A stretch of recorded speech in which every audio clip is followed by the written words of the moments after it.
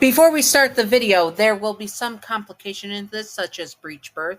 So if that makes you uncomfortable, or if you have had a complicated birth or have trauma with birth and such, please skip this video. It also is not the main content of the Alastor's baby mama. It is just bonus content, so it's not. This has nothing to do with the plot of the mini series with Alastor having a baby mama. Anyways, I hope that you all enjoy, and let's get on to business. Hello, my sexy muffins. Happy late Father's Day. I hope that you all had a great Father's Day if you have a good father figure. If you don't have a good father figure or you don't have a parent like my mom who is both father and mother role, and you don't have a good parent at all, I hope that you have someone that you can rely on in general to be a good parental figure.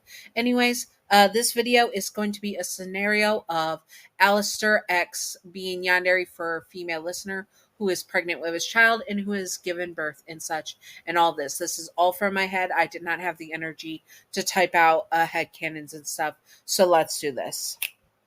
Disclaimer: Alastor is not Yandere in canon, and he's asexual in canon. This is just for fun and not to be taken seriously at all. Simping for fictional characters and Yanderes is fine, just do not be illegal or gross about it. You know who you are, you dirty flaky biscuits. Yanderes are not ideal partners to have in real life. Also remember to separate fiction from reality and head canon from canon. A thank you. Now let's get on to the video. Alastor was the type that would be over ready for a baby to be delivered. He would have the nursery ready, the house ready, everything ready, and parent locked. But also, we have to remember Alastor is from the 1920s when he was an adult, so his parenting method is a bit different. He would be the type, of course, as Vivzy Pop has confirmed, to take care of the baby when they were defenseless and could not take care of themselves. But once they were old enough, they would probably, if they hurt themselves, it would be kind of what is to happen, and he would just be fine with it. Also, he would be most likely to the type to use physical punishments as well for the child. He was from a different time, so if you were against this parenting method, you would have to talk to him about it and get serious boundaries with him and his parenting methods, because he is the type that is from the 1920s, which is a whole different time and situation when he was raised compared to when you would have a child with him and such. So you would have to talk to him about boundaries and make sure that he sticks to it. One sec, I need a sippy sip of my water.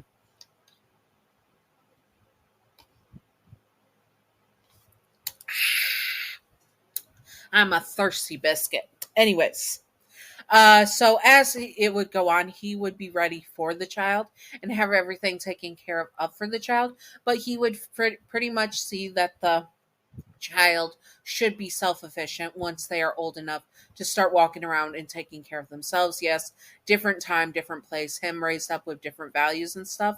So he would not be the type of parent that would hover around and worry so much of the kid. And honestly, he would put a lot of the mother and stuff to you, the mother, and want you to take care of a lot of the child raising and bearing and stuff, which is a bit sexist. But Alastor is a tiny bit sexist, let's be honest, and how he expects for the relationship to be. You would really have to stick down to him that you cannot be the sole parenting figure and that he has to get on the page of proper parenting techniques and all that.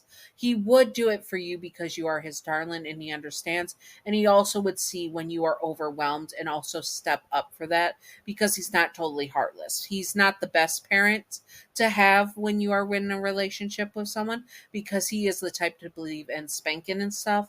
So he would not be the best parent. And yes, this comes from Vivzy Pop. Vivzy Pop has confirmed that Alastor would be the type to spank. So this is canon as accurate as he can be. I'm not going to sugarcoat it. But he is there for the pregnancy and the delivery. He's there for you during the pregnancy because you are his darling and he wants you to be taken care of. And he's also protective of his child.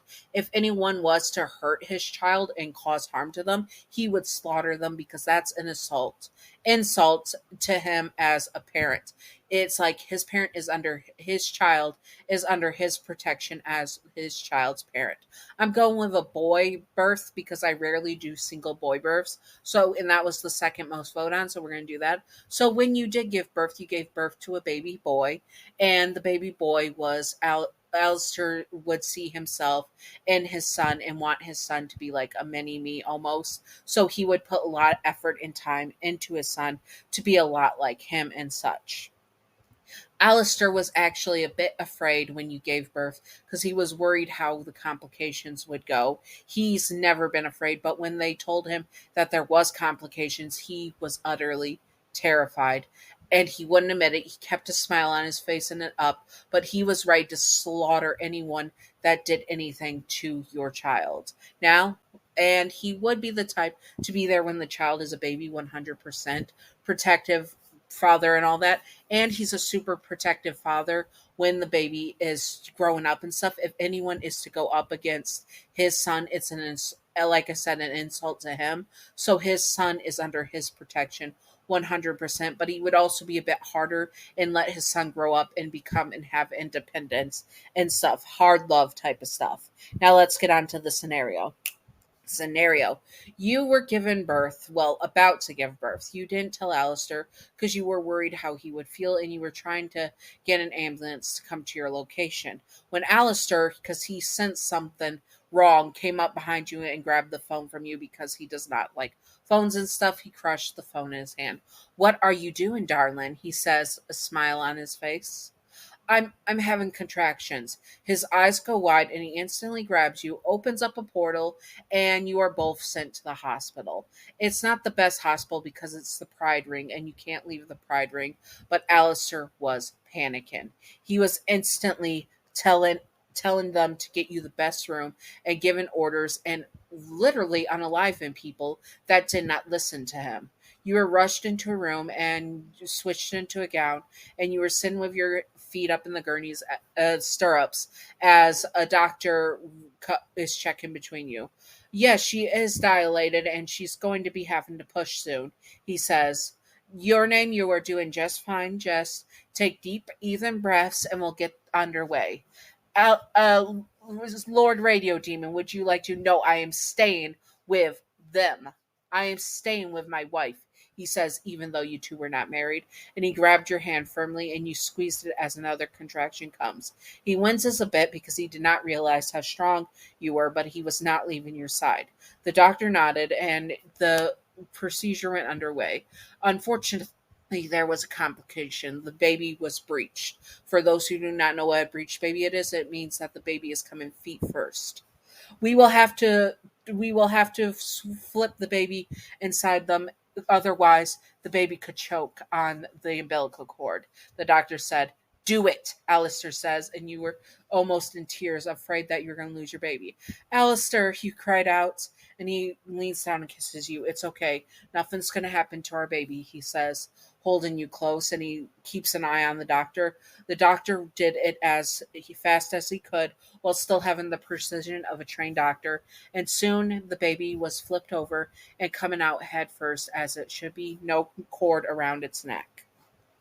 You cried out as you were being split into because the baby had little horns on his head, just like his father, and slowly the baby came out, and you sighed in relief as you felt it come out. Soon you delivered the placenta as well, and you were panting and crying and asked, "Why isn't he crying?" You cried out, and the doctor was getting fluid out of the baby's mouth.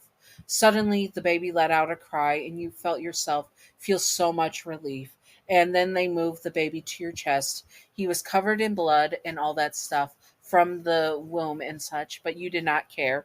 You took him in your arms and kissed his little forehead and told him that you loved him. It's a baby boy, the doctor says, smiling. And Alistair smiled and holds you and the baby boy in his arms, hugging you both tightly as he did not let you go. He was smiling, but his smile was strained as he felt tears well up in his eyes while smiling. He was so happy. You and his baby boy had made it, and you had the perfect family now. Now all you had to do was decide what to name your baby boy. Anyways, I hope that you all enjoyed this. If you would like to see more, comment below what you would like to see, and I will do my best to do it and all that good stuff. And Patreon outro. Patreon outro. Thank you, Pumpkin Toffee, for being my newest Patreon. You're wonderful, beautiful, stunning, gorgeous. Thank you, Pumpkin Toffee. I appreciate you. And thank you, Gav, for being my first and original Patreon. You're wonderful, beautiful, stunning, gorgeous. thank you, Gav. I appreciate you as well. Anyways, I hope that you all enjoyed. I hope that you all had a great Father's Day, and stay sexy, all my sexy muffins. Bye bye.